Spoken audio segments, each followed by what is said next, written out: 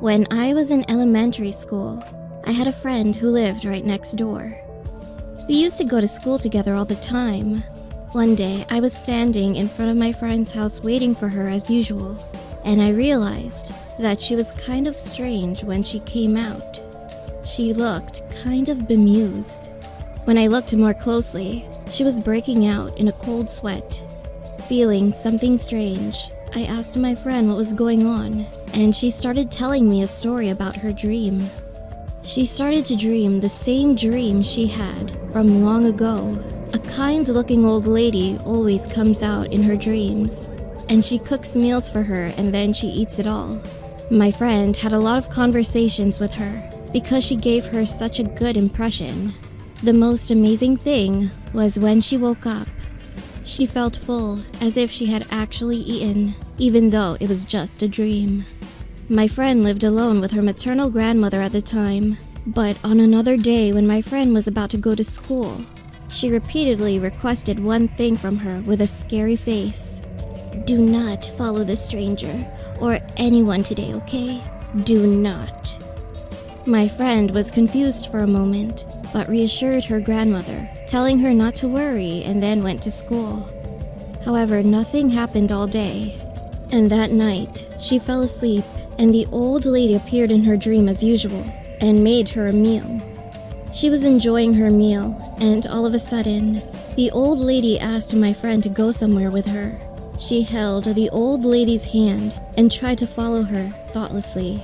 However, she then remembered what her grandmother said to her in the morning, so she let go of her hand and refused to go. Then she saw her face turn scary at that moment. The old lady suddenly grabbed the back of my friend's neck and began to drag her somewhere, and no matter how hard she tried to escape, she wouldn't budge at all. While she was trembling with fear, she then remembered the other thing that her grandmother had told her in the morning. "If you're dragged by someone in your dreams, don't panic. Just slam your head against somewhere, like a wall or a pillar. Then you will wake up from your dream. Understand?"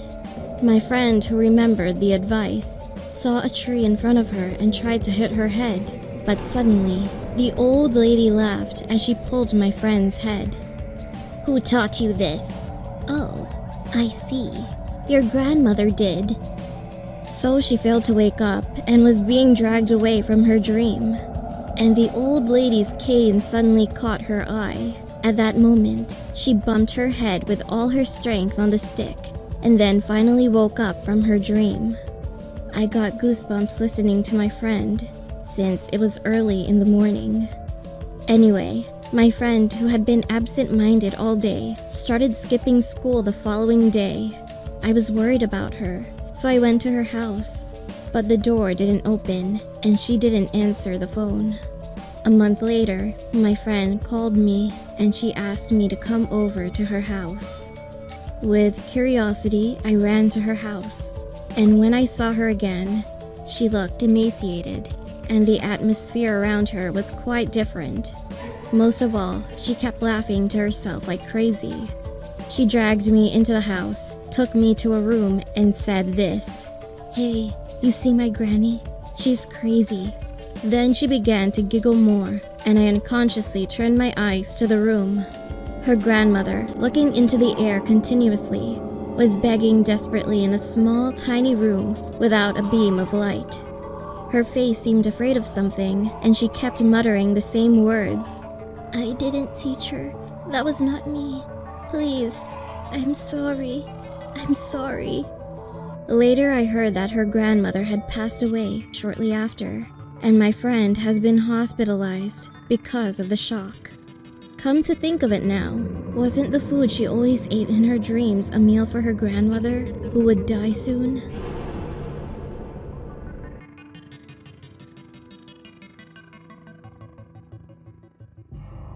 This happened when I was on my way to my grandmother's house. On that day, I tried to catch the jeepney because the other buses were already full at 12 a.m. I finally found a jeepney, and there were only a few people inside. There was a driver, a money collector who was hanging onto the outside of the vehicle, 2 girls, a few guys, and an old woman.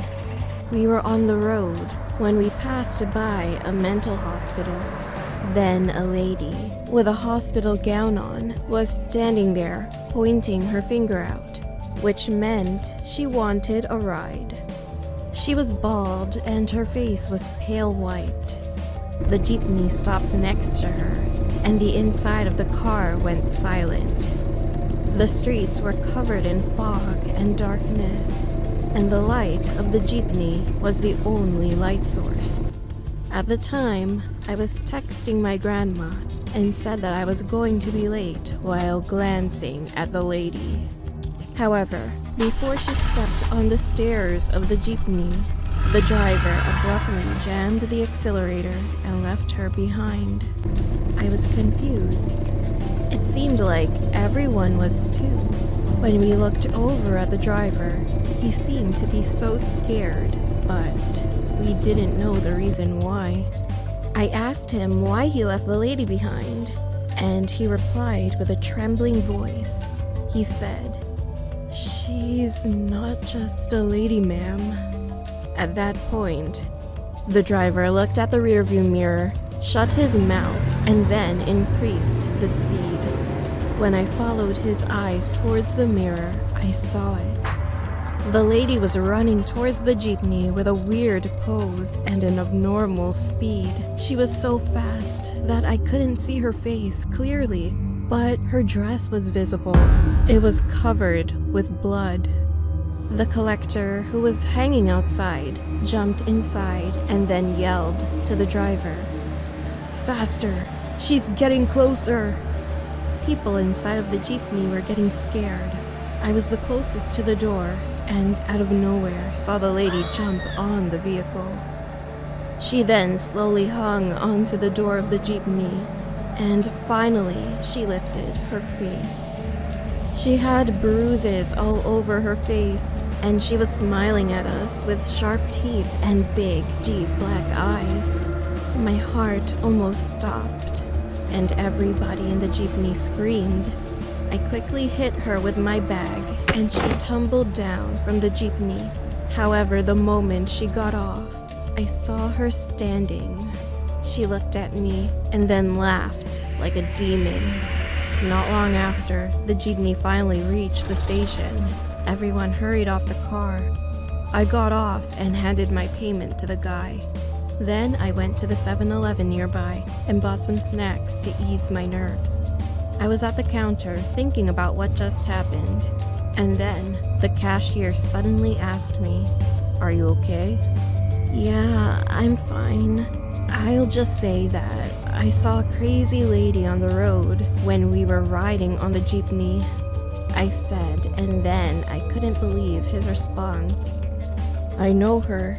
She had cancer, and the moment she lost all of her hair, she went crazy, laughing all the time, hurting herself, and even threatening to kill people.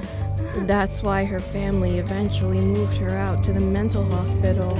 But after a week, she tried to escape, got hit by a jeepney, and died," he said. I was shocked, and goosebumps were all over my body. I asked the cashier if he still remembered the plate number of the jeepney. "Well, for my privacy, I'm not going to mention the number," but after he told me, I thanked him, got my change, and looked for the jeepney I was on.